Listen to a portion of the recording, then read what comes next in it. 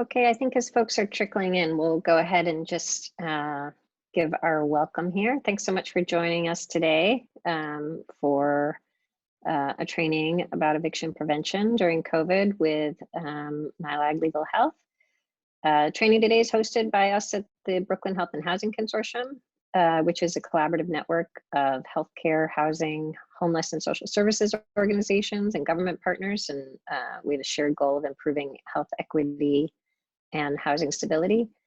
The Brooklyn Consortium is supported by NYU Langone Health's Community Service Plan, which is housed in the Department of Population Health at NYU School of Medicine, which is where I'm based. I apologize, I didn't introduce myself. My name is Amy Freeman. I'm on faculty at the NYU School of Medicine and lead the Brooklyn Health and Housing Consortium.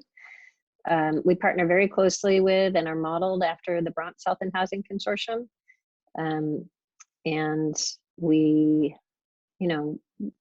go about our work together by fostering relationships across the health and housing sectors, informing policy, building capacity of frontline workers to support people with unmet health and housing needs. And part of that is hosting these kind of trainings for staff across many different sectors. Okay, so before we get started, I just wanted to go over a couple of quick housekeeping items. Everybody's set on mute. Live transcriptions are available. If you want to enable or disable them, you just go to the bottom of your screen. You should see a setting, a closed caption setting where you can view the transcript or turn that off. If you have any questions throughout the webinar, please type them in the Q&A feature. You should see a Q&A box down at the bottom of your screen. We'll, depending on how many questions are, we may answer some along the way, but we'll also save time at the end for questions. If you want to share any additional comments or resources, please use the chat box. And remember, when you send messages, to change the settings so it's sent to all panelists and attendees. Otherwise, it'll just go to the panelists and not everybody will see it. At the end, we'll be asking a few anonymous poll questions that'll pop up on your screen. So please take a minute to answer those. There'll also be a link to a quick evaluation survey where you can provide any sort of open-ended feedback about the training. We really value feedback, so please do share it. It helps us, continue our programming and decide what sort of trainings to host. So before I introduce today's speaker, I'm just going to turn it over to the Executive Director of the Bronx Health and Housing Consortium, Bonnie Mohan, who wants to put a plug in for our first annual survey.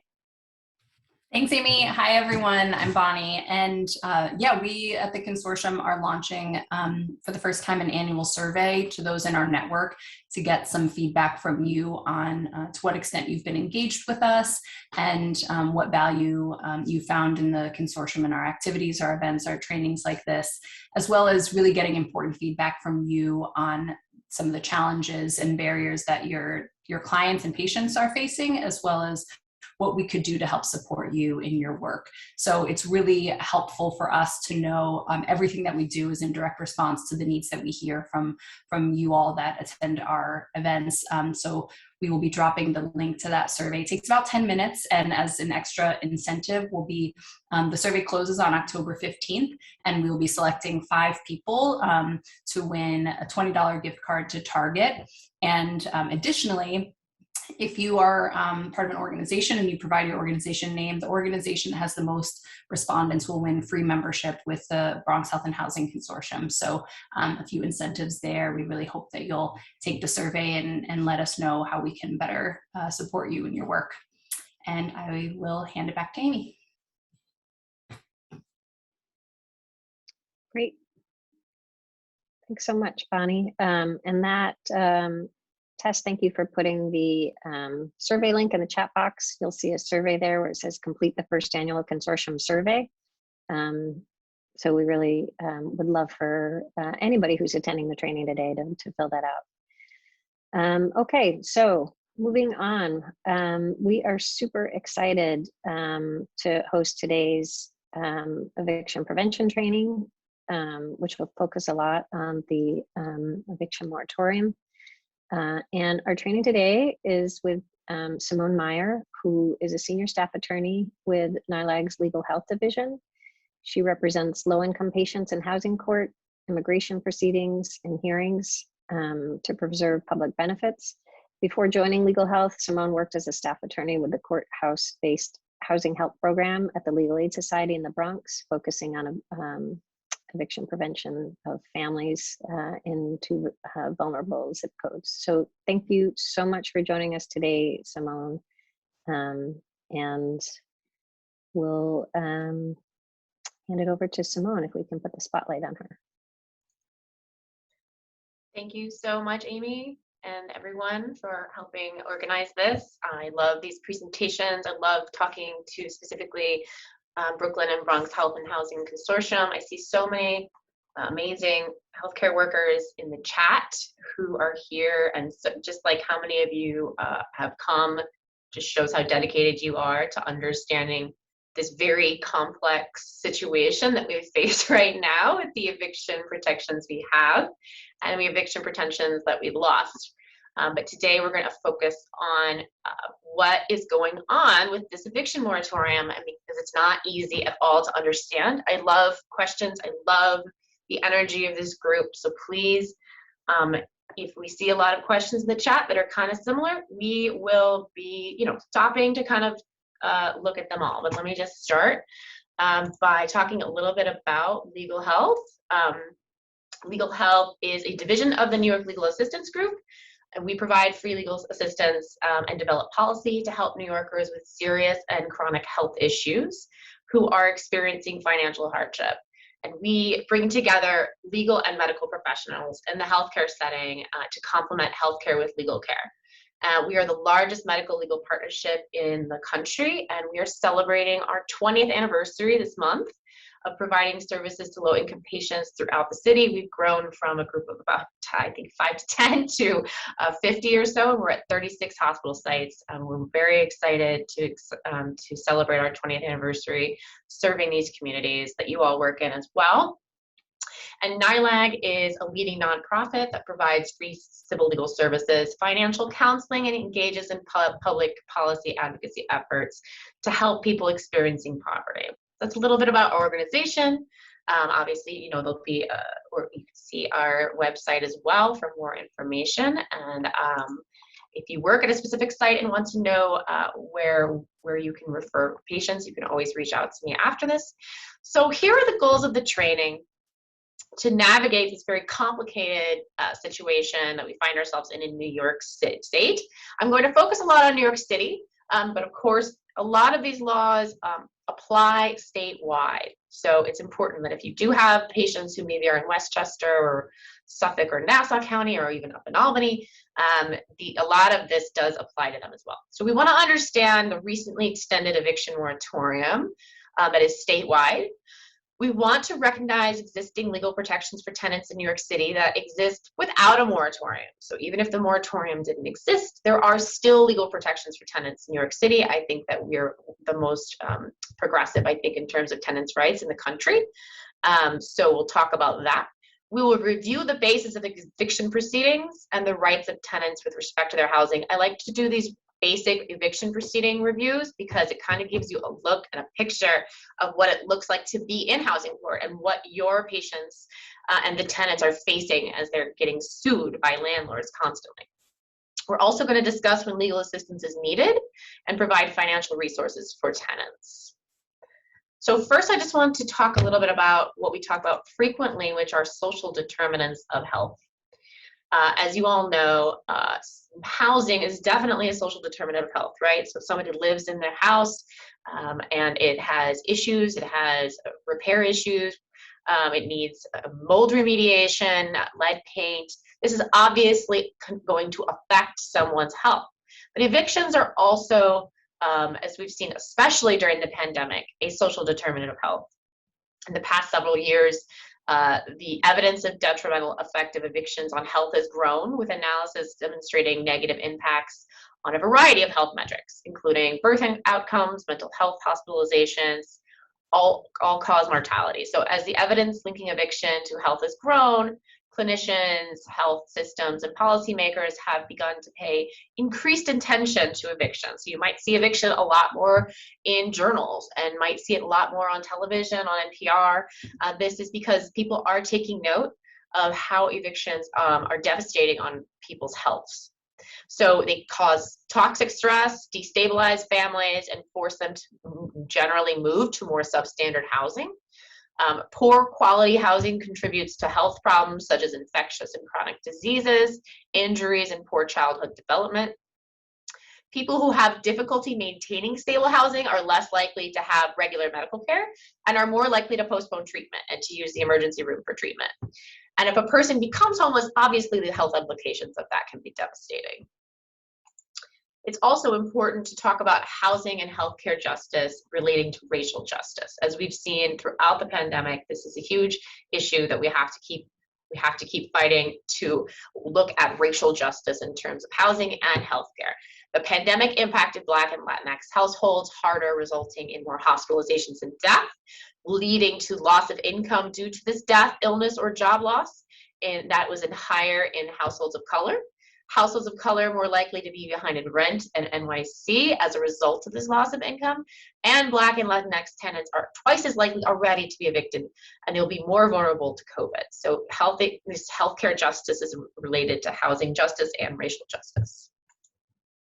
So I want to take a step back and talk about why New York is kind of a leader in terms of progressive politics around tenants' rights. New York State has a long history of strong tenant rights. So the guiding principles for us as tenants' rights advocates and for the laws around tenant protections is, first, if a tenant has lived in a home for over 30 days or has a lease, the landlord cannot just throw the tenant out or change the locks, no matter how behind they are in rent.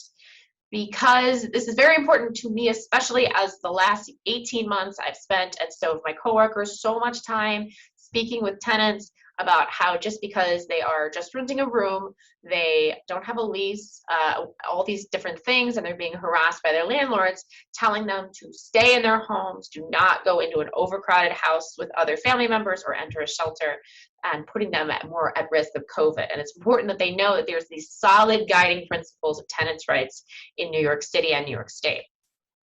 A landlord must take a tenant to court and get a final judgment and order of eviction from that court.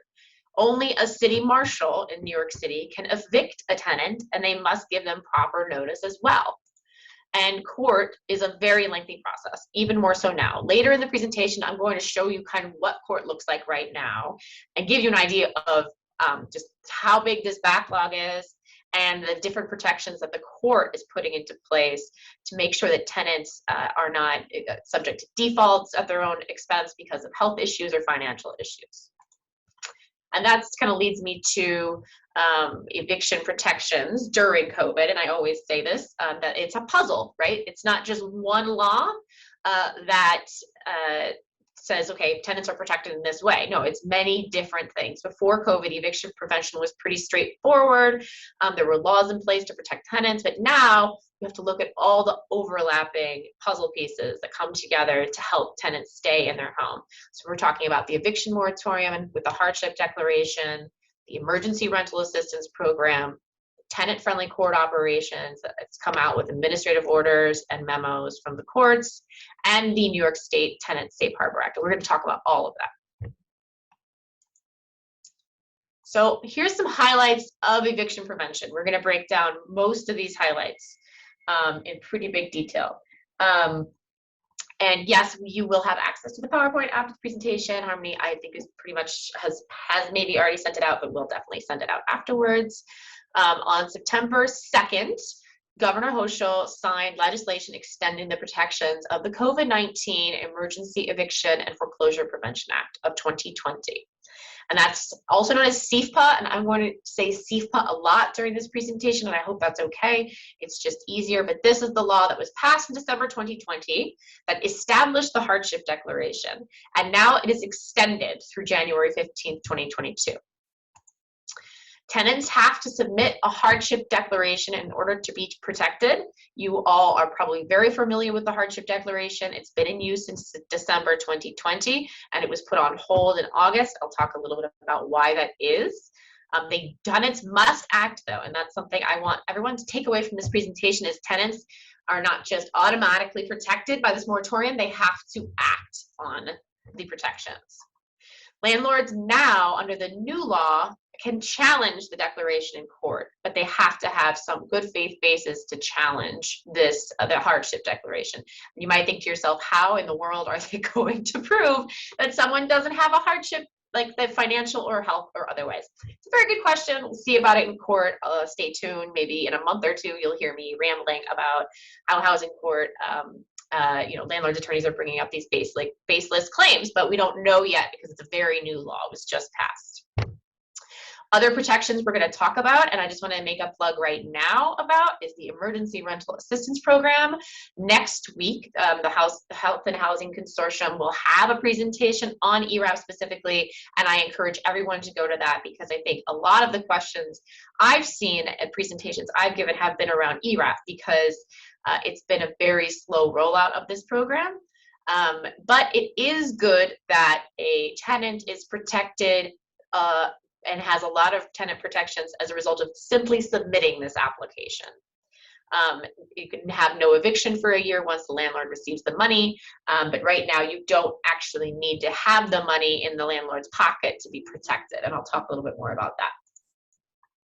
We'll talk a little bit about the Tenant Safe Harbor Act. I could talk about it all day long. It's kind of like nerdy housing law information, but I'll talk about why it's important and why it's great that it was extended in the new law. And also, of course, right to counsel is a huge eviction prevention measure that's not just during COVID, but is available to tenants throughout New York City and is very important to maintaining their stable housing.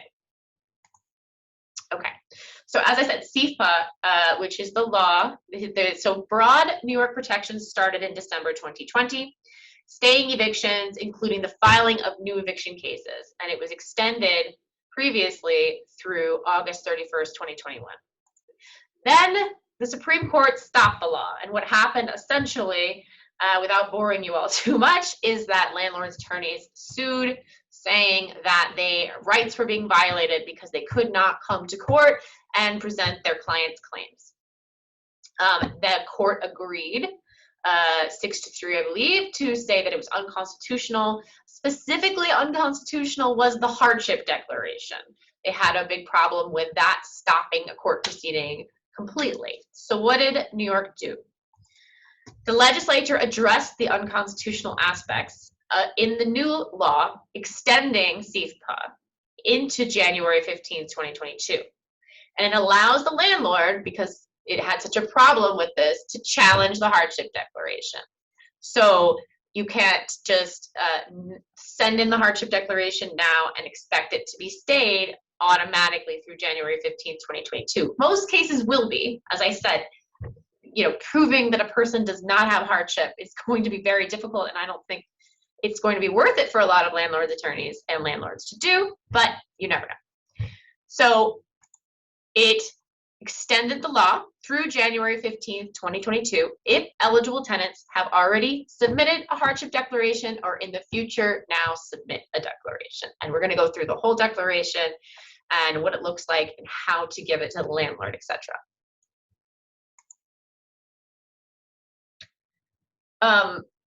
So NYCHA tenants, a very good question. I see in the chat that they have to submit the hardship declaration. I'm going to actually answer that when we go through it. And there is, I think, a specific new email for that. So SEFPA and its protections. Landlords can now still sue tenants in housing court between now and January 15th, 2022. So that's a big thing we want you to take away from this, because when SEFPA first came out in December 2020, we all kind of slept better, because once they submitted the hardship declaration, a landlord couldn't even sue. They couldn't move forward at all. It was a break on everything. But because of the SCOTUS decision, the Supreme Court decision, saying the hardship declaration was unconstitutional, the lawmakers wanted to make sure landlords were able to continue doing what they wanted to do, while at the same time protecting tenants by giving them the hardship declaration. So I want you to take away from this that it's not as if this moratorium means landlords cannot sue tenants. They can between now and January 15, 2022. But tenants can submit a hardship declaration or prove that they have already submitted the hardship declaration, and they can cite to financial or health hardship to stop an eviction case. That gives tenants time to apply for rental assistance. If you really want to go out after this and you're getting real jazzed about this presentation and you want to read the beginning of the law, it has really wonderful language about how difficult it has been for tenants right now to get through this period, especially low-income tenants, how it's very important in light of Delta variant that we not crowd shelters and that we not displace people, thousands and thousands of people being evicted. And also ERAP is a slow program to come out, and people need time to get those applications moving and submit those applications. So it's really important that people apply for the rental assistance and not fear eviction while they await the approval of the application. Tenants must act, again, in order to be protected by CEPA. They have to submit the hardship declaration. And and on top of that, they should apply for ERAP, because ERAP gives its own protections, which I'm going to get into, and next week there'll be a whole presentation on with this group. So hardship declarations, I just want you to kind of take a look at it. If you can see here, this is the new notice to tenants. Landlords have the obligation to give this to a tenant if they want to sue them in housing court. They cannot not provide them with the hardship declaration. And the top of the hardship declaration gives them all their rights and explains it to them in the best layman's terms they can. It's very complicated, so they're trying their best to explain it. So if your landlord files an eviction case against you and you provide this form to the landlord, they could be postponed until January 15th, unless your landlord moves to challenge your hardship declaration. And they're providing this in English and Spanish, and if the landlord's aware of a different language, French, Arabic, Soniki, which is difficult to find, they do have to provide it to the tenant in their language of choice. I see a question about, can a landlord move forward with an eviction if he was accepting partial payments? So yes, let's say, I'm gonna maybe try to do a hypo on that one, but let's say the tenant, the landlord sued the tenant, and they submitted a hardship declaration. In the meantime, they were giving payments to the landlord because they were trying to get their arrears down. And then the landlord says, I don't think you have a financial hardship. I'm going to bring a motion to say you don't. That's possible. They can go forward with that eviction. But if the judge finds that there is a financial hardship, then the case is on pause until until January 15th, 2022. As well, if a landlord receives proof of an ERAP application, they cannot move forward with that case until the ERAP application is moved on, if they're eligible or not eligible. So the court's actually taking those cases and they put them into an ERAP part, meaning a courtroom that specifically you put all the ERAP cases in. Okay, this person submitted an ERAP application, therefore their case is paused until ERAP has made a decision, yes or no, on their application. It's a very good question. Partial payments, in a case of a holdover, is a different story, and I can talk about that in a little bit when we get to the holdover section. Can someone apply, or do you suggest they apply for a one-shot deal? Very good question. They cannot apply for a one-shot deal right now unless they applied for ERAP. So it's a very good question. And again, this presentation next week will have probably a much better explanation of ERAP. I'm doing my best here, but I specifically have asked for a one-shot deal for a client in a very easy case and was denied and told to go apply for ERAP. So I would not tell your tenants and your patients to apply for both, because it'll be a waste of their time and they'll probably be a little irritated with you that they had to go apply for a one-shot deal and ERAP, because it's very frustrating to do all this. Tenants should either, so this is the hardship declaration. I have not listed the whole list of financial hardship, but if you go to the hardship declaration, it gives all the examples of someone who's experienced a hardship during COVID. We're talking March 2020 to now. Have you experienced a financial hardship? I think, in my opinion, everyone has experienced a financial hardship during COVID. So somebody has had extra expenses for PPE, has had extra expenses for childcare as a result because they're trying to work and have their kids remotely learning. They've had a financial hardship, obviously, for job loss, for a household member dying, for a roommate dying, or a roommate losing their wages. So many people have experienced a financial hardship, and there's not many people who haven't. I can give you an example of somebody maybe who hasn't experienced a financial hardship quite, is somebody who is a very fixed income, Social Security with Section 8, and nothing has changed.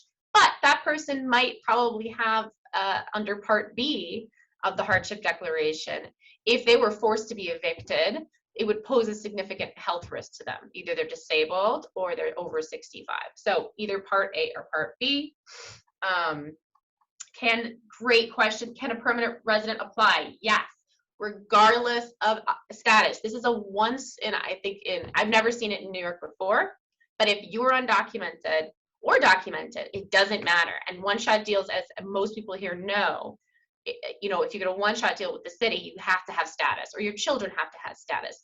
You can be a single adult, undocumented, legal permanent resident, citizen, and you can apply for ERAP. That's why it's such an incredible program, and why I know it's taking a while and it's frustrating how it's been rolled out, but it is great because just the application itself protects people. And if there's more ERAP questions, hopefully they'll be put in the Q&A, and I can answer them when we get to the ERAP section. Okay, so where do you submit the declaration? You have a tenant in different situations. A tenant could be not in court yet. You have a tenant who's already in court. You have a tenant who doesn't know if they're in court yet. So what I generally do is I try to figure out if they've been sued. And if they haven't been sued, if they're behind in rent, maybe their landlords said, hey, are you going to pay your rent? What's going on? And they want to submit a hardship declaration, they should, sign the hardship declaration and give it to their landlord via certified mail. And that's just so a person can have a receipt if they go to court and say, I gave this to my landlord. I don't know why he's bringing me here. And then they could say, well, they're challenging it for the financial hardship or health hardship. If the case is in court, either you have a lawyer, because as I'll speak to in a little bit, most people will be assigned counsel at this point, and you can either email it to the court, which is listed on the court's website. You can mail it to housing court, or upload it. Your lawyer can upload it to NYSCEF, which is our e-filing system. But again, if you receive papers and it's set from a landlord's attorney that says, it's going to give you a hardship declaration in it, a tenant hardship declaration, it should have an email that to them as well. If they have questions, they should speak with a legal services attorney, such as a LegalHealth attorney at one of our many hospital sites, or you can call 311, and they can ask for a tenants' rights attorney through the mayor's office. The last thing I want to say is this hyperlink, which I have twice in this presentation, is for Eviction Free NY. It's a wonderful service through justfix.nyc and Right to Counsel organization, and it helps a tenant fill out the hardship declaration, like question by question by question, in English and Spanish, and it emails it directly to the court. It's a great service, or it might email it to the landlord's certified mail. So please take a look at it if you have a patient or someone in the community that you want to help submit a hardship declaration. It's a wonderful program. So yes, do tenants on the lease, not on the lease, have these protections?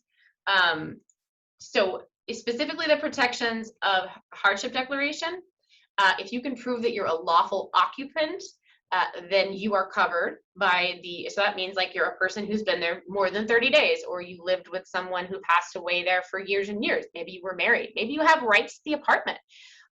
You don't know right now, but you should submit a hardship declaration if you've experienced financial hardship, or you are a person who has a disability or is above 65.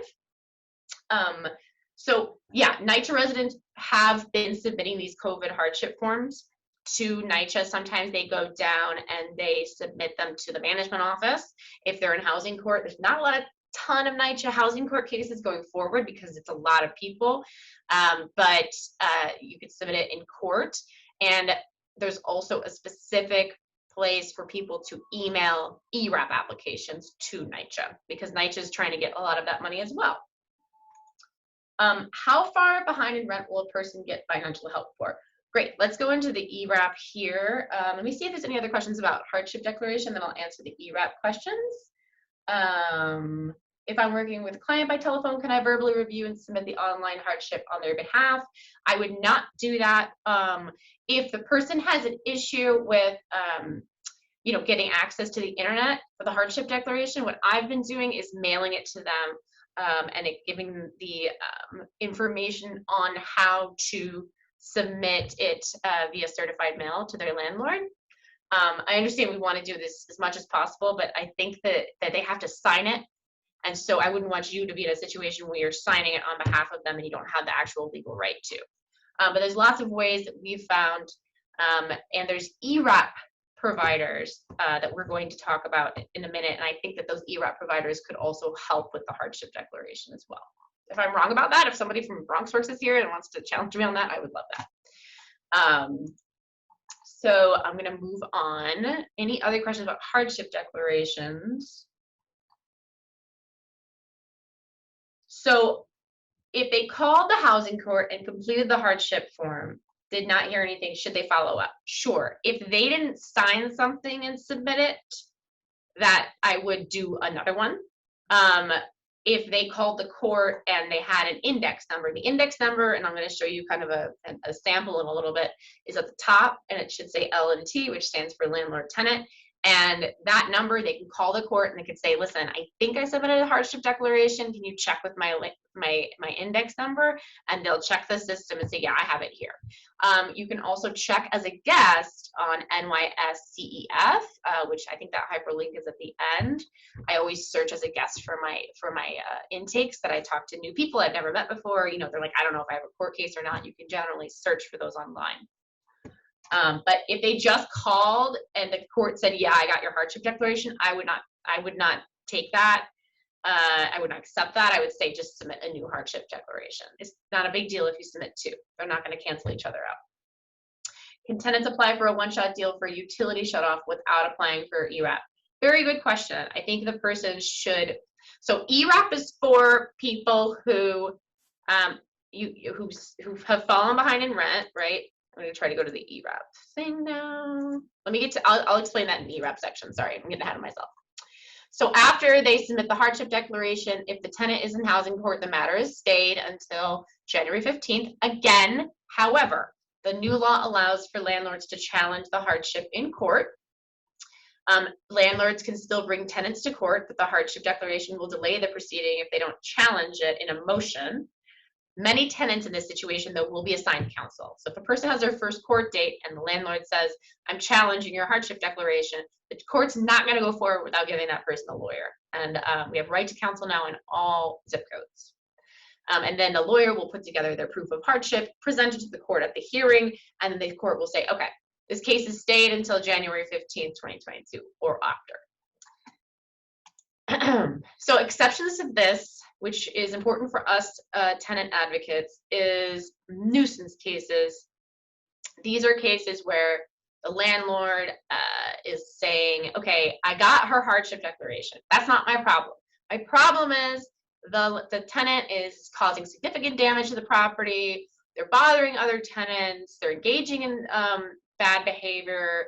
They're a substantial safety hazard. If that is what they're suggesting, then they have to submit evidence in the form of an affidavit. And even if the court has previously found a nuisance, they must still have a hearing. So the big thing I'll take away from this is there are exceptions to the hardship declaration just being a stay on a case, but a tenant has to be given the proper paperwork and they will be provided an attorney. Okay, so we're getting into emergency rental assistance more. And that's a great question from Natricia. Is ERAP the hardship declaration? No, these are two separate things. And so I hope that we can take away and understand that. So to kind of look at it, visualize it, is the hardship declaration is a piece of paper that was generated by a law passed in December 2020. The Emergency Rental Assistance Program was passed in a budget in early 2021, allocated $2.5 billion in assistance that they got from the federal government after the CARES Act. So they're two separate things, but they both protect tenants, right? So ERAP is great in that it has all these provisions in the law and the budget that said if you apply, then you are protected. But they are two separate things. Very good question. So ERAP was launched in June 2021, June 1st. It was slow to roll out, very slow to roll out, but it offers the protections regardless of payment, right? So it doesn't matter really that it's the payment hasn't been made. If they have an application, they can show that to the court, and the case will be stopped until the application eligibility has been determined. So please, please, please, if you have a tenant that's behind in rent that you know, or a patient behind in rent you know, have them apply for ERAP. Just, you know, have them apply. It's because the money is going to eventually run out. So we want people to do it. We've been saying this, I think everybody who has been in this group here at Health and Housing has been telling people to apply immediately since June 1st. So who's eligible? There's basically, if you think about it like this, I'm not getting into the nitty gritty of numbers, like 80% median income. So basically, if you have a person who's low income or even possibly lower middle class income, and they experience financial hardship, they can apply for this. If you're not sure, I would have them apply, and then they will make an eligibility determination based on their income, okay? So they could receive up to 12 months of rental arrears payments, and that's rent that has accrued since March 2020. So the money that was behind before that would probably have to be dealt with separately through a one-shot deal after the ERAP is over with. It's also going to pay up to 12 months of electricity and gas utility arrears. So this is back to the question that somebody asked about getting a one-shot for utility arrears. If the person has a rental arrears and utility arrears, meaning they're behind, let's say they're behind 4 months in rent during COVID because they lost their job, they lost, you know, they're back in rent and they're back in utilities, they can apply for ERAP for both. If they're just behind in utilities, which is kind of rare, they cannot apply for ERAP. It sounds silly, but you have to have the two together in order to apply. In the situation where you have a tenant who does not have back rent paid, they have all their rent paid, but they have utilities arrears, they should apply for a one-shot deal for those utility arrears. Also, they should look at HEAP, H-E-A-P, which if you don't know, you can do a little Googling. Great program that kind of helps people understand getting more programs for paying for their electricity if they're low income. Additionally, a person could get 3 months of ongoing rental assistance. So let's say that they were 12 months behind in rent and they're not quite caught up. They need about 2 more months to get caught up, 3 more months. They can possibly get 3 months future rent paid. That's how great I think this program is. How far behind in rent will a person get financial help for? I hope I answered that with the 12 months, and it has to start from rent being back rent from March 2020 forward.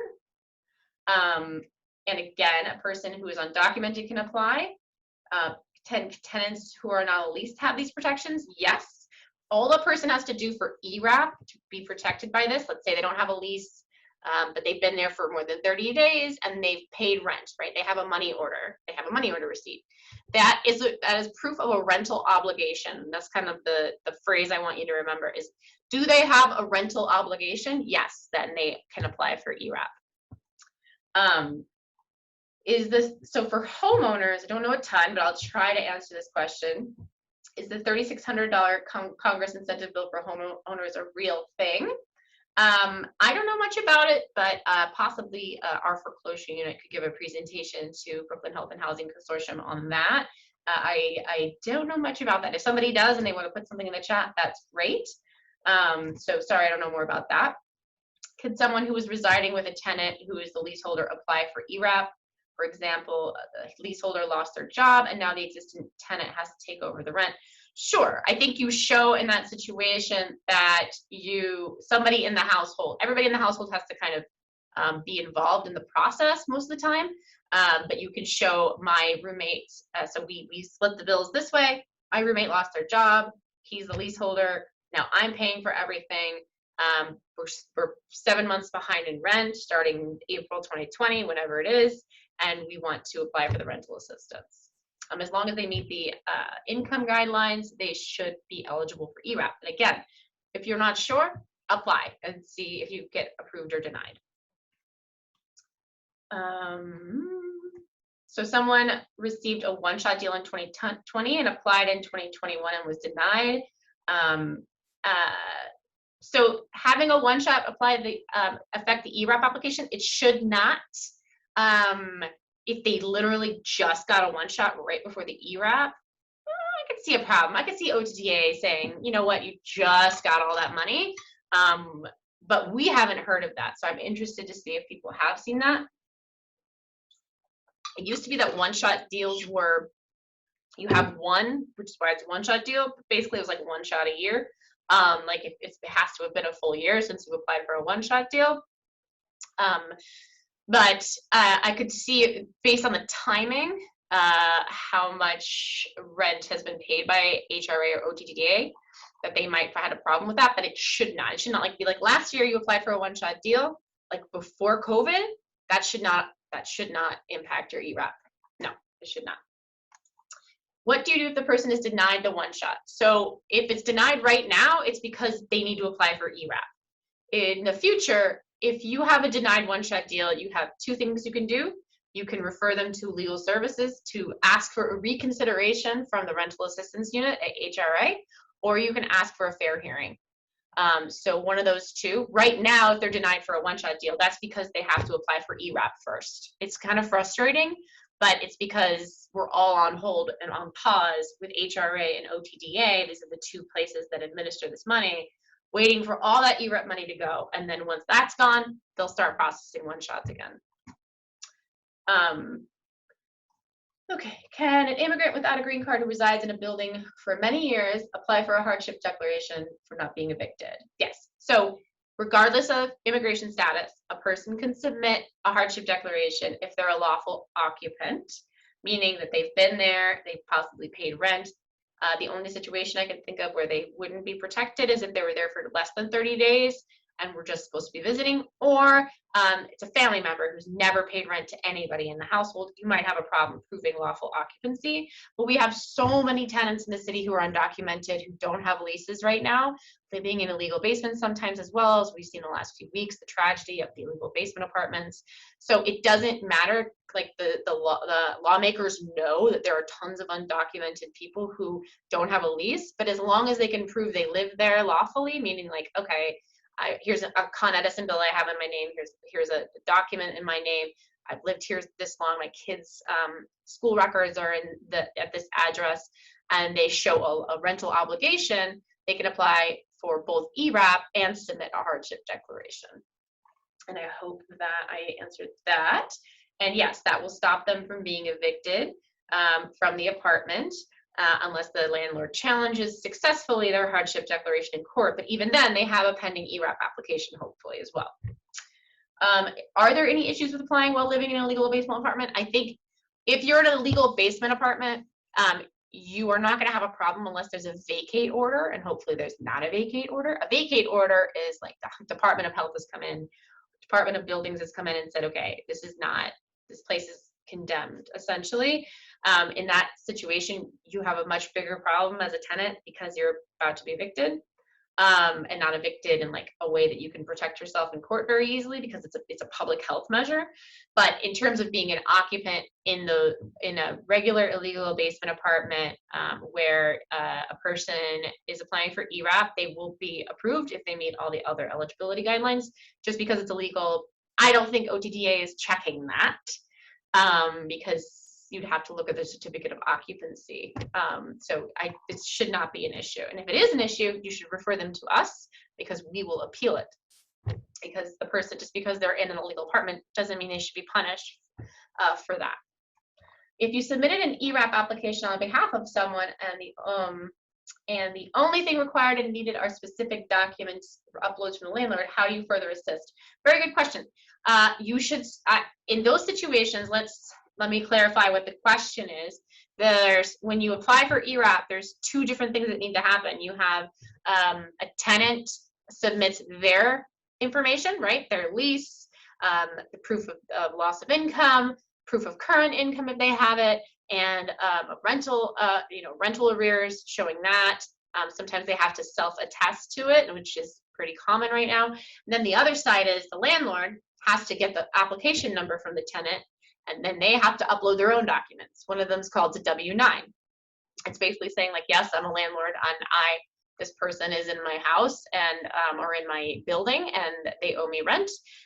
What if they're not doing that? What I've been doing is emailing the landlords, calling them, telling them what happens to them if they refuse to accept this money. So let me talk a little bit about that.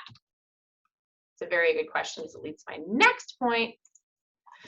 Okay, so once a tenant applies for ERAP, they can present proof of application to the court, and their non-payment case is paused until the outcome on their application. So here's the additional protections. When a landlord accepts ERAP money, the tenant cannot be evicted for at least a year. Okay, so that's great. On top of that protection is for the months in which rental assistance is received and 1 year from receipt of that payment, there will be no increase in monthly rent. So for instance, if a person, if the landlord receives $15,000 in rental arrears, and then the next month wants to go to court to sue them for something else, they cannot do that unless it's a nuisance, right? And then also, they can't send them a new lease for $2,200 when their rent was $1,500 a month. They cannot raise their rent. So once they accept that money, the tenant automatically receives all these protections. Now, you wouldn't believe this, but this question brings up a very good point that some landlords right now are not participating in this program, which doesn't make any sense to me because it's money. Those landlords are doing a very silly thing because if they refuse to participate in the program, then if they try to sue the tenant, the judge is going to get rid of the case. They're going to dismiss the case. If they said, I don't want the money, then you don't get to sue them anymore. So it's a rebuttable presumption defense in any non-payment case going forward. Landlords are being told by their attorneys right now, accept this money and participate in the program. So what I've done as an advocate is email the landlord's attorney, called the landlord, wrote them a letter saying, if you don't participate in this program, then you will never see this money, essentially. So it's a very good question. Is there an app to upload documents as opposed to uploading them from a computer? There is not an app, it's just online, it's just the OTDA website. But if you have a tenant who's experiencing issues, you should be sending them to one of the service providers in the city. That's their job, is to upload these documents for tenants who don't have access.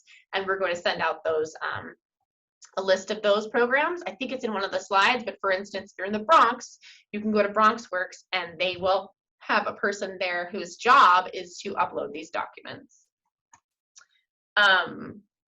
What is the time frame for an application to be processed? Very good question, Ernest. It should have been a little faster, but for instance, I have a client who submitted their application July 1st, that day, and we still haven't heard back. And we've seen people submit it in early July and have heard back. So it's slow, and that's my next slide here, is that there's been a lot of issues, a lot of complaints about how slow it is. And so Governor Herschel has been trying to move this along, and she announced some progress last week. The amount of pandemic-related rental assistance has nearly doubled in 3 weeks, which means it's just going to keep going. But I can't tell you a timeline for any one case. It's growing now to about 400 million paid out of 2.5 billion. So about 30,000 payments were made as of last week. Again, this is the link that I want all of you to take away once you get this presentation in your inbox. If you have a tenant who's having trouble uploading these documents, they can go to one of these service providers that's paid specifically to help tenants, such as BronxWorks, NICA, CAMBA, Catholic Charities. You'll see each borough has their own setup there. So you should send them over to them. Does a person have to be given a lease to apply for ERAP? No, they do not need to have a lease. They just have to show a rental obligation, meaning here's a proof of that I've paid rent in the past, and here's how much I owe right now. If a landlord takes ERAP money, then the tenant has a year of protection for being evicted. Absolutely. That is built into the budget law that was passed earlier this year that allocated the $2.5 billion. So once the landlord accepts that money, cannot go to court to evict that person for at least a year, except for outstanding cases like nuisance cases. That means cases where the person is doing something that's harming other residents. What is the timeline again? Unknown. Once ERAP funding runs out for the client or 1 year later. The eviction timeline is like any eviction timeline. So let's say a landlord accepts the money. Let's say the landlord accepts $15,000 in arrears today. A year from now, if the tenant is behind in rent again, they have to do whatever is the law at that time. We can't really know what it's going to be. We still have hardship declaration at that time, but they will do what they need to do. They'll go to their landlord attorney. They'll ask them to send a rent demand to the tenant and then send a petition, and then it'll be set for a court date.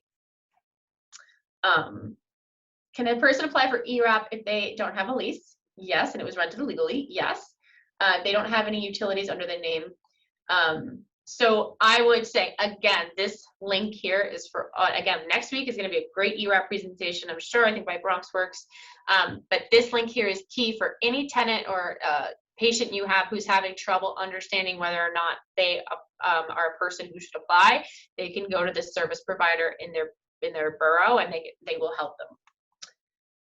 For the landlord side, the requirement is they upload a certain forms that show that they are able to receive this money. It's kind of a direct deposit form, I think, is one, and then usually they send a rent breakdown to ERAP to show what they owe. I know homeowners are not eligible for ERAP. Do you know of a program for homeowners with mortgage loans owed?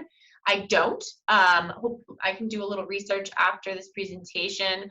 I know that there was some allocation of funds in July of 2020, but I'm not sure if there's anything. The only thing that I know is that there's the foreclosure, there's a hardship declaration for foreclosure as well. So if you're in foreclosure proceedings, you can submit that hardship declaration, and that case is stayed until January 15th, 2022.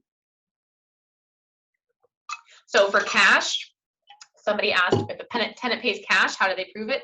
First, please tell them to stop paying cash. Because like drives me crazy. And they say, oh, my landlord won't accept a money order. That's illegal. So have them start using USPS money orders, because those are the easiest to track if they get lost or stolen. And the landlord, if they want that money, has to prove that that person owes rent. So they can ask the landlord to provide a rent breakdown, and they can upload it, and as well as self-attest in an affidavit, and that will be provided to them by the ERAP assistance places, like such as BronxWorks. But they can prove it. It's just please tell them to stop paying cash, because it's really not good for them. So if client can't pay rent after the ERAP, very good question. We're going to kind of go into a little bit more rental assistance. I'm going to move on to a case example, which I think we, based on all these amazing questions, can actually all answer pretty easily. So this case is Lucia is an undocumented mother of 3 and rents an apartment for $1,500 a month. She works several jobs to support her family, but throughout the pandemic was given less and less work and has fallen behind in rent and utilities. She's working again now and thinks she can afford the rent after another month of working. So what should she do to protect herself? And if I were in a room with you, I would make you yell out the answers to this. Hopefully you've learned something from me in the last 50 minutes. But so I'm just going to answer it for you. So Lucia can submit a hardship declaration to the landlord as she has been financially impacted. She lost her job. The landlord could challenge it in court. I don't know why he would challenge Lucia's financial hardship, but Lucia is going to receive a lawyer who will submit proof of her hardship. She will be safe from eviction until at least January 15th, 2022. She can apply for ERAP for the months she fell behind in rent and up to 3 months of future rent, because she says she needs a little bit more time. She's possibly can get those the rent, the utilities, and possibly up to 3 months of future rent. And her ERAP application will pause any eviction proceeding until the application is approved or denied. Does it matter that Lucia is undocumented? And then if we were all together, I would make you unmute and say no. She can submit a hardship declaration, she can receive ERAP funds, and she can be assigned a lawyer in court regardless of her status. So she has just as much protections as a citizen. Yes, she should complete ERAP. Thank you very much for participating there. All right, so let me move on. So the other protections, which I'm not going to get too into the weeds with because I will bore you to tears, is the New York Tenant Safe Harbor Act. This was a law passed last summer. Essentially, tenants who have experienced economic hardship due to COVID-19 cannot be evicted for the non-payment of rent. So this is not holdovers, and I'm going to get into what a holdover is in a minute. But they cannot be evicted. What does that mean? Because it seems like we've been talking about a lot of things. You've got a hardship declaration, you've got ERAP, now you've got this other act, all of these things to stop somebody from being evicted. This is a special law in that the landlords can only get a money judgment in court. So let's say we're in court together and the judge says you owe $5,000 and you have to pay it by the end of next month, and we're going to put a money judgment in, and that's it. Now they can do that. It used to be they say, okay, you owe $5,000, you have to pay it by the end of next month. We have a money judgment and we have a possessory judgment. What does that mean? That means that the landlord can take your apartment. That means that a marshal is assigned to your case. That means that a notice of eviction could go out by the end of next month. Now, with the Tenant Safe Harbor Act, they cannot get that possessory judgment. They cannot get that notice of eviction. They cannot get that marshal's notice assigned. But that's just for rent, unpaid from March 7th, 2020 through January 15, 2022. We have a lot of cases where people owed rent before March 7th, 2020. And when they have a lawyer, the lawyer will kind of push those two cases apart and have an agreement that's different for each set of money. That's why I'm not going to bore you with it, because I could, but I won't. So they should speak with an attorney or financial counselor about the effect of money judgments, because money judgments are no joke. They can devastate someone's credit. Does anybody have any more questions about the Tenant Safe Harbor Act before I go into an overview of eviction proceedings? I know we're getting into almost an hour.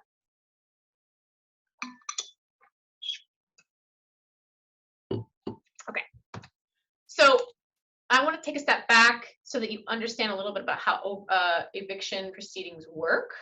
And then at the end of this, if you want to ask questions, please let me know. So basically what you're seeing in your clinics, in your sites, on the emergency room, when you're following up with patients, you're seeing several different scenarios. And all of them are, I'm going to be evicted, right? So I get lots of calls from social workers saying, my tenant's going to be evicted. I don't know. What does that mean? Where are they at in the eviction stage? So let's take a step back and see where how the whole thing works. So a tenant who is brought to court is prior to March 17, 2020. That's one set of people. A tenant sued after housing courts just opened in June 2020. And tenants who had not been sued yet, but they're behind in rent. So again, there's two types of eviction proceedings. The first one I've been talking about all day, and it's a non-payment of rent. They allege that rent was not paid. The tenant should receive a rent demand. By law, you have to receive a 14-day rent demand, meaning the demand says you owe this much rent. They have to tell you exactly how much rent you owe, and it has to give you 14 days to pay it, or then you will be sued. So most people bring me that and they say, I'm being evicted. So it's just a rent demand.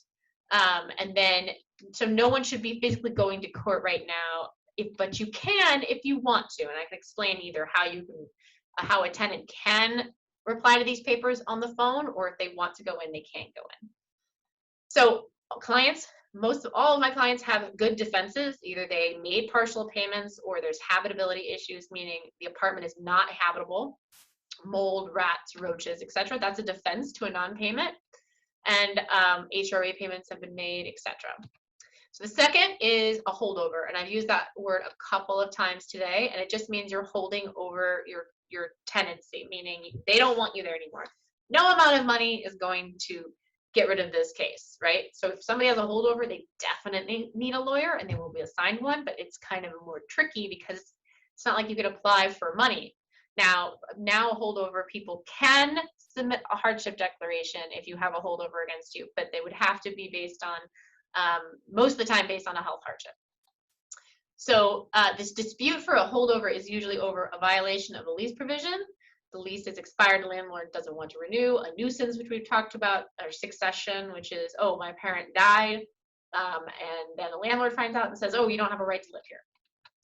So it's important to identify what stage of eviction a patient is in, and this is what I do when I receive an intake from referral from one of you, from one of your wonderful sites. I look at the papers, right? I look at if it's a non-payment rent demand. I look at if it's a holdover notice demand to quit, meaning to vacate. I look at if it's a notice of petition, meaning, okay, we're about to go to court. And I look at if it's an upcoming court date, they could have a postcard, which is what a lot of people are getting now, which says you must come to court virtually or on the phone on this day. And then the last one, which we have not seen in almost 18 months, which is great. There have been very few evictions. It's a 14-day notice to leave an apartment. That's a notice of eviction. So I'm going to give you a case example. So Abby is an undocumented mother of 3 who has lived in her apartment for 5 years. She pays $1,200 a month in rent. She lost her job in April 2020 when she contracted COVID. She hasn't been able to work since. She does not have a current lease, and she's been hasn't been able to pay since May. She's worried her landlord is going to kick her out. She comes to you with something she received in the mail, and she's frantic. And this is very common. People just get a piece of paper in the mail from the landlord, and they're like, I'm going to be evicted.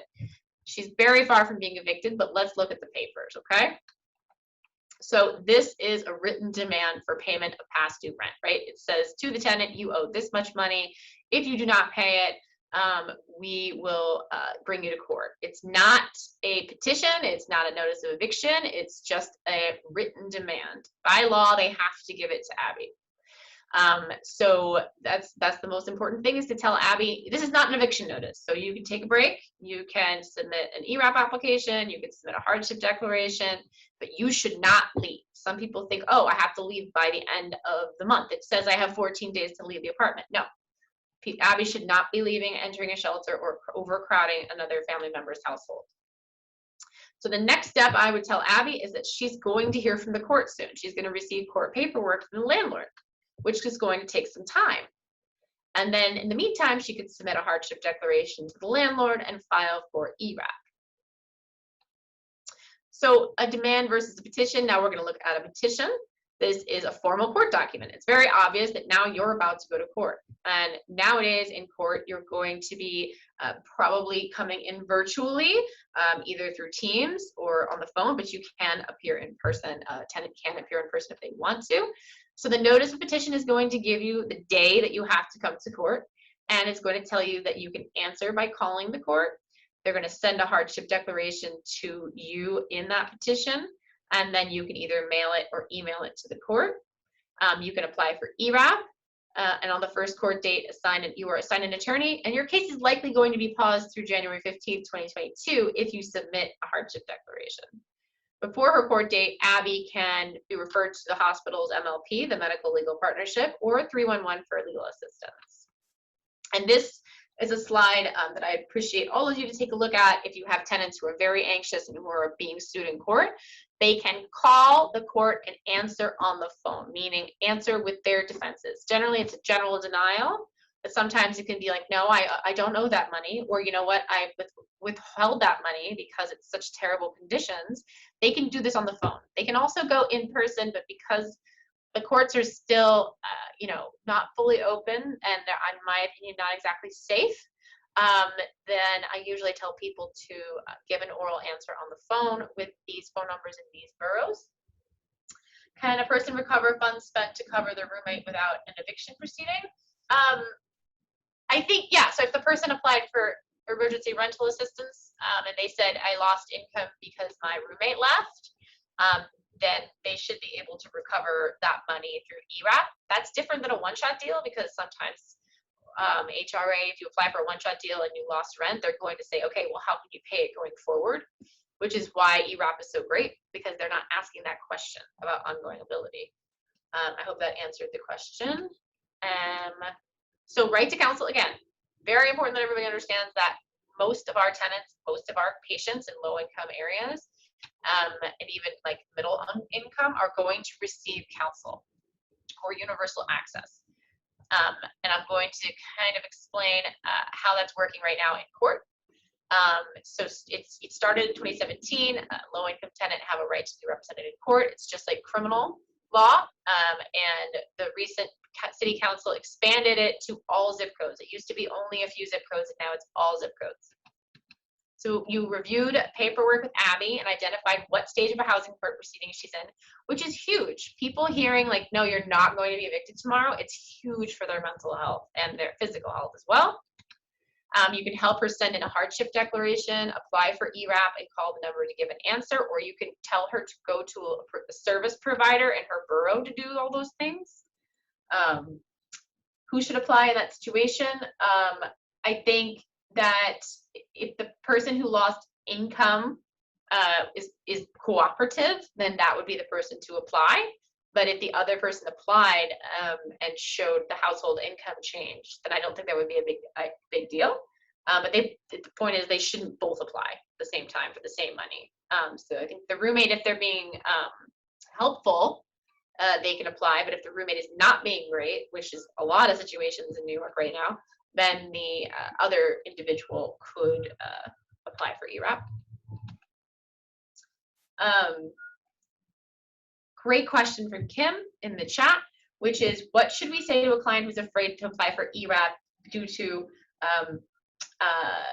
immigration?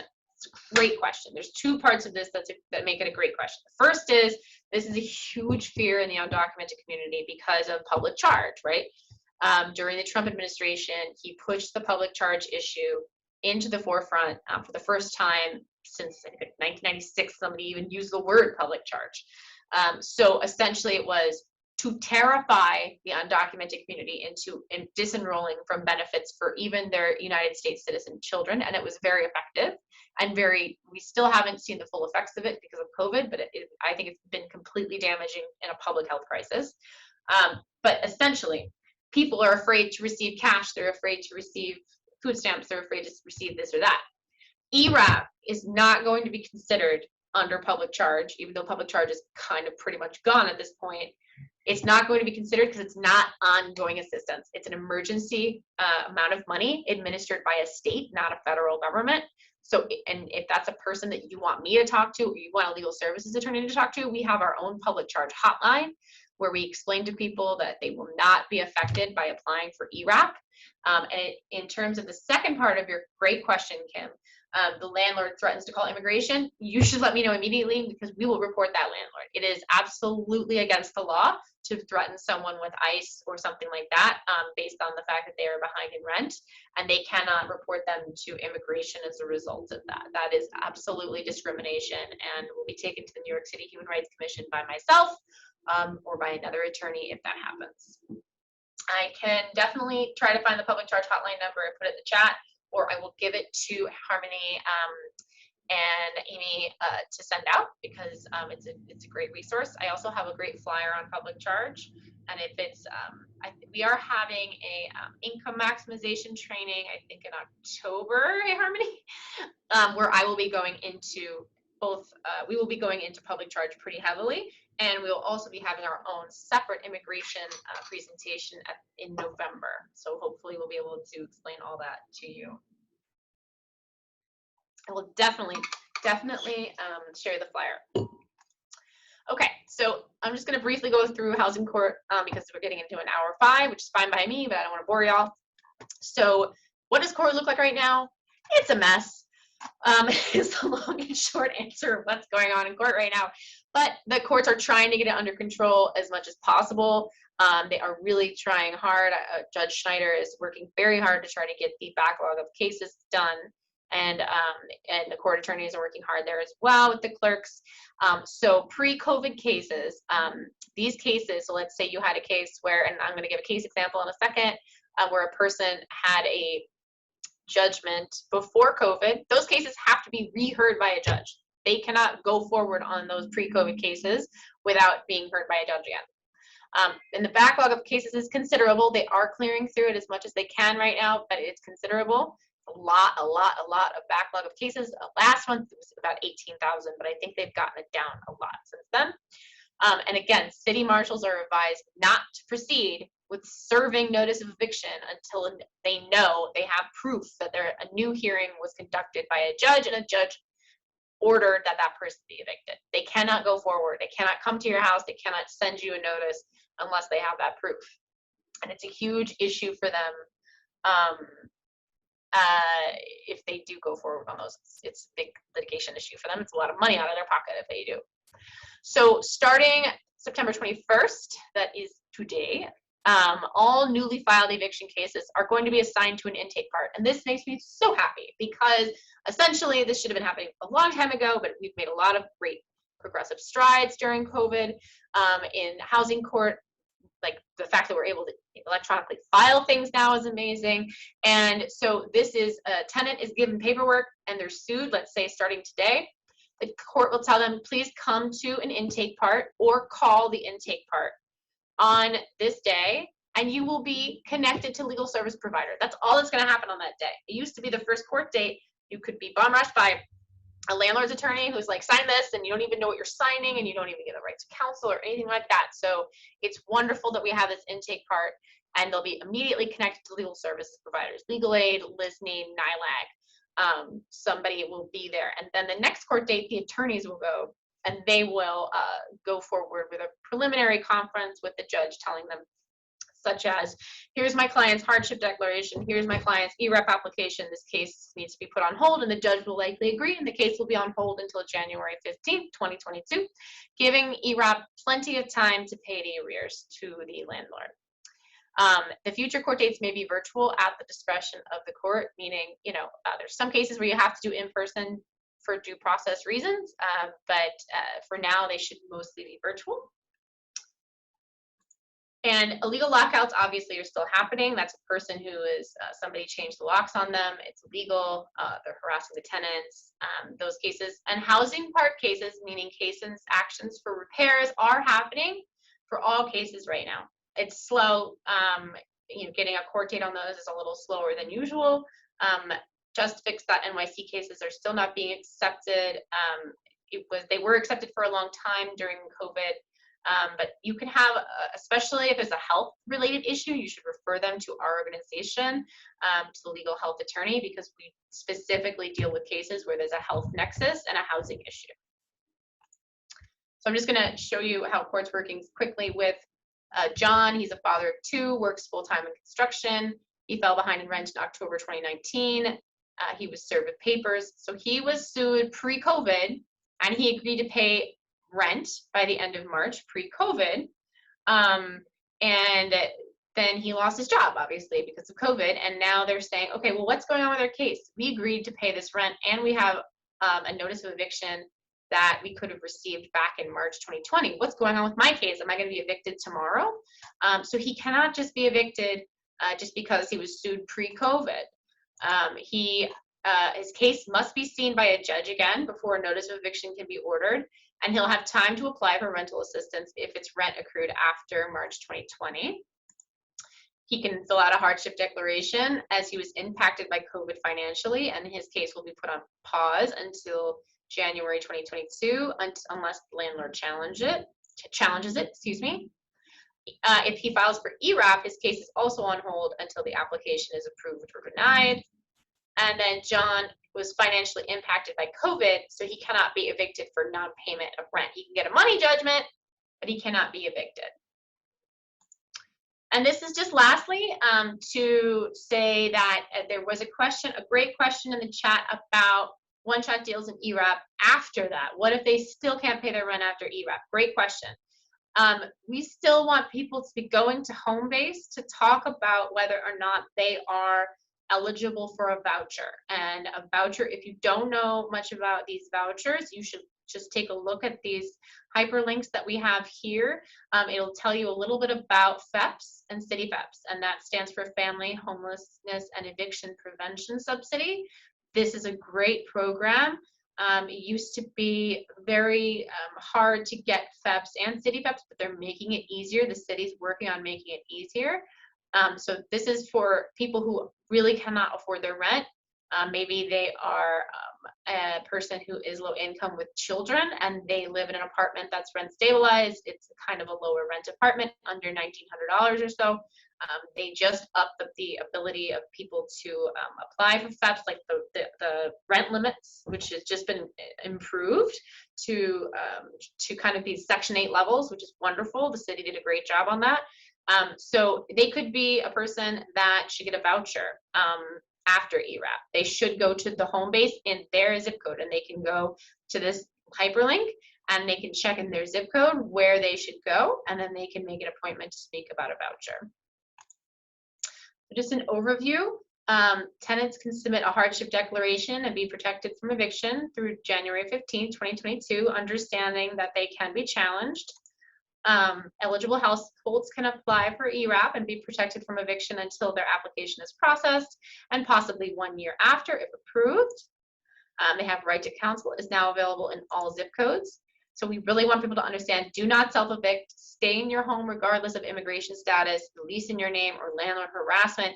You have a right to counsel. You can speak with a legal service provider, such as our organization at one of our amazing 36 hospital sites, and also call 311 to speak with an attorney or housing court answers. And here is an overview of the useful links I've kind of discussed throughout, where you can find the hardship declaration, where you can find the ERAP application. Housing Court Answers is a wonderful resource, and home base. And so I know I answered a lot of questions, and I hope people were able to hear them. But if there are more questions, I'm happy to hear them. Thank you so much, Simone. That was awesome and incredibly thorough. We don't have any questions right now, but we'll leave things open for a bit and see if anybody has any final questions. Just to reiterate some of the comments that are happening in the chat box.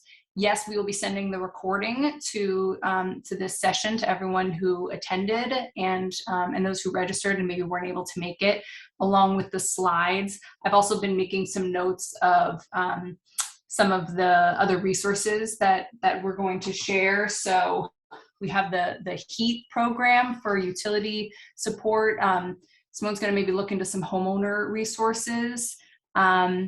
And the public charge flyer and hotline number. We will definitely share for the Health and Housing Consortium our upcoming events. Next week is ERAP, and then we have a whole immigration series that Simone and her colleagues will be doing. So we're just finalizing the details on those, but we'll send that out. If there's anything else that was mentioned that we missed, feel free to pop it in the chat or email us. And we're going to be launching a poll right now, an evaluation poll. We really appreciate if you could let us know how this training was for you. And then we also have an open feedback form. If we'd love your any other ideas that you have for programming that we can do that would be helpful to you. So we'll share that link in the chat as well, and that's really helpful. Again, also putting in a plug again for our annual survey. For kind of bigger picture work that we could be doing here at the Health and Housing Consortium. I think we'll let things be for a bit. I don't see any other questions come in, but please do complete that poll. And Amy, if there's anything else. Okay, we have a question here. I have a tenant that every year has to be referred to APS due to hoarding. Every year she gets a heavy duty cleaning and then after a year continues hoarding. How can she be assisted? Excellent question, Mark. I think that it's an issue that's ongoing. There are other programs that assist individuals, but when it comes to hoarding, and for everyone who doesn't know, that is cases whereby people gather a lot of things in their apartment they're unable to let go of for mostly traumatic related reasons. I think the big assist on that is getting psychiatric help for mental health resources for that individual, because hoarding is very hard to overcome. And Department of Aging is another through the city. It depends on the person's age, obviously, but most of my hoarding cases have been elderly folks who have lost a lot of loved ones, and they kind of just start to accumulate their things. due to the trauma and are not able to let go. So Department of Aging I have reached out to them several times for cases where they've tried to work with them. I know that APS kind of opens and closes a lot of these cases. I know I represented many people who have hoarding problems and try to keep them in their apartment as long as possible. But it is an ongoing issue that it needs mental health awareness and help in society. But of course, if you have a case where someone is being sued frequently, we're always happy to talk to that person and give them the resources they need. And I can look a little bit more into that and see if there's anything a better answer to that, but I hope that's somewhat helpful, Marta. Yeah, and I'll just add, Tess mentioned we have an interagency case conference for the Bronx Consortium on Thursday, where people can come and present a specific case anonymously and get feedback from others in the field. They may know other resources. We've done a training on hoarding. I know that we definitely have a slide. I'm not sure if it was recorded, but we'll look into that and we can share that. It was probably about a year ago, but I think there's some resources and things in there that we can share as well. Here's another question. I have a client who has been constantly and publicly berated by her landlord since the pandemic started for missing rent payments. We have filed out the ERAP for her, but her landlord refuses to fill out his side of the application, W-9, etc. He is now trying to evict her through court. He can't evict her while the ERAP is in progress, correct? Right. So, hold on. Yeah. So there's a couple things to unpack there. A person should be before they even get to court, they can be sent to a legal services organization either through 311, or if you're at a hospital site where we are, they should be referred to one of our attorneys, because as I said, we contact a landlord and explain to them explicitly what will happen if they refuse. And if they go forward, literally if they try to move forward in this non-payment and evict them or even a holdover, and they don't give them the hardship declaration, the court's just going to dismiss it. They're not even going to take the case. So it's very silly of them to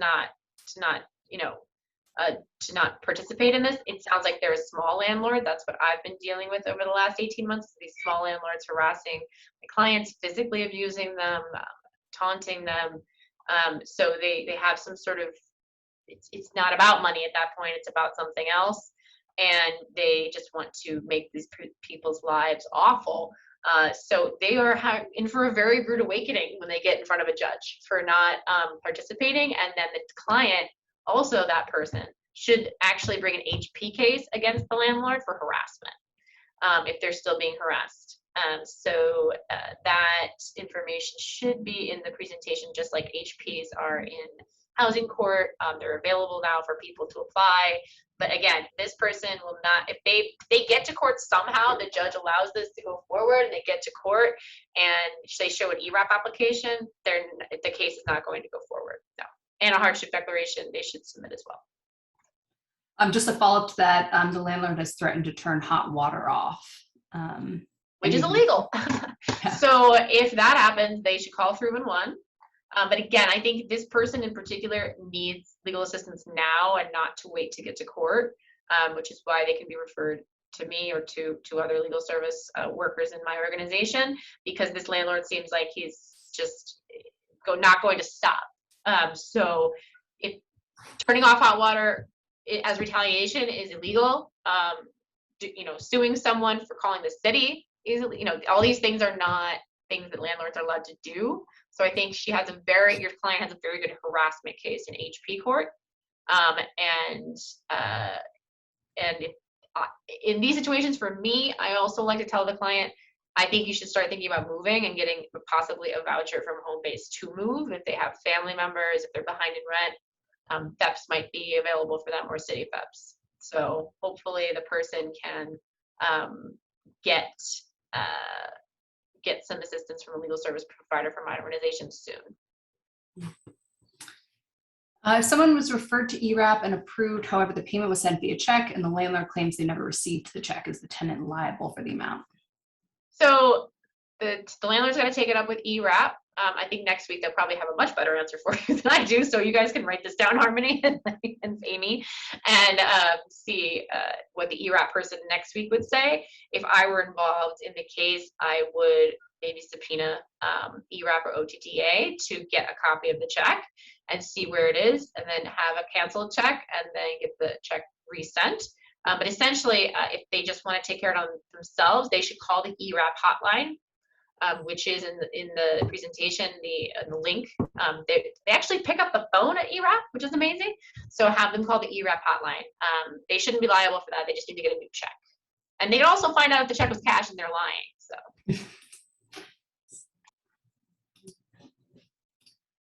Any other last questions? I see that there's one about an affordable housing training that I don't know. I don't think that we did an affordable housing training last week. So maybe this is a different group. If you could give some more information, it might have been a different group that was hosting that training, Corinne. And then let me see, there's a raised hand from Martina. I'm gonna allow you to talk, Martina, if you have a question.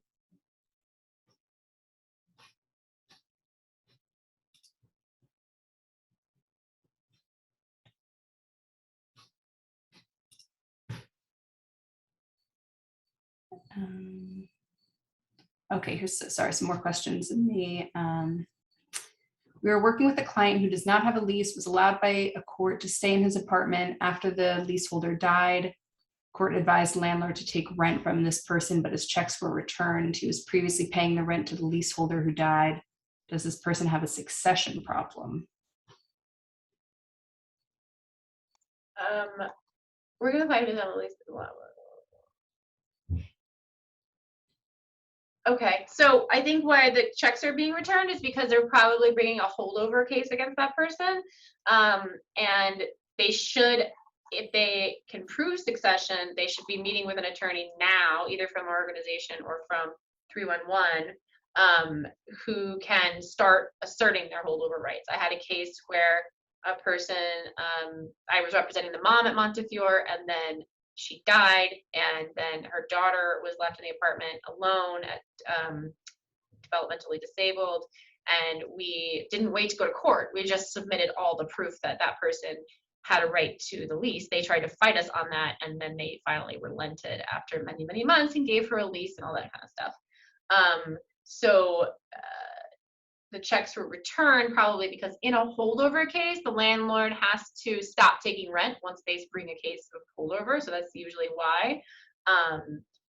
So they have a succession problem, not so much a problem. They just have to start the process of preparing to prove that they have a right to succeed to the apartment, just so they can get a lease. That's what they need to start doing. It depends on the housing too.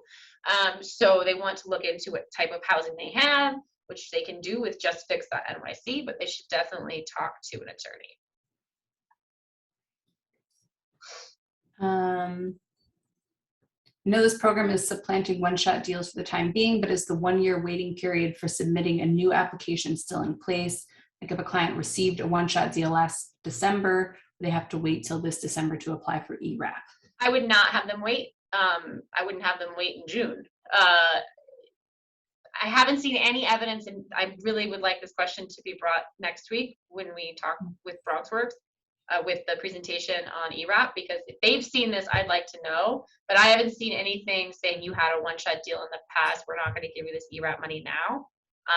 So I think don't wait is the biggest thing I want people to take away. Have them not wait, because even if they apply for it and they get denied, it's going to take months for their application to be processed. I'm saying months, even though I said earlier I don't have a timeline on it. It feels like it's taking months. So they should at least apply, and then if they get denied, a legal services provider can help them appeal it, or in the meantime, they can prove to HRA, okay, the ERAP was denied.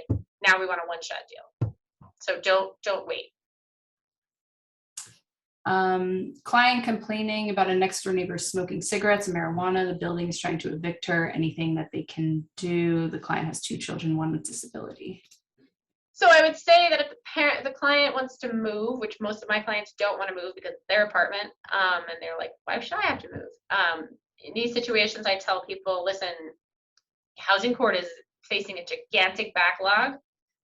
The landlord could be suing them for a nuisance, which they probably are, but they're being protected by people like me, landlord, tenants, attorneys, tenant advocates are protecting people who are smoking in their apartments. So you're going to have somebody fighting on their behalf too. So if they want to move and they have a kind of rent stabilized situation and they have a child with a disability, I would work on that angle and say that you need to make a reasonable accommodation for my lease to be ended here and sent somewhere else where I don't have to deal with this problem.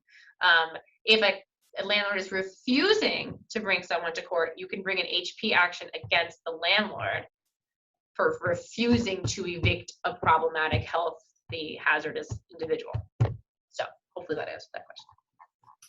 Great. All right. I think we are at time. We had a ton of questions. Thank you all so much. Thank you, Simone, for providing such valuable information.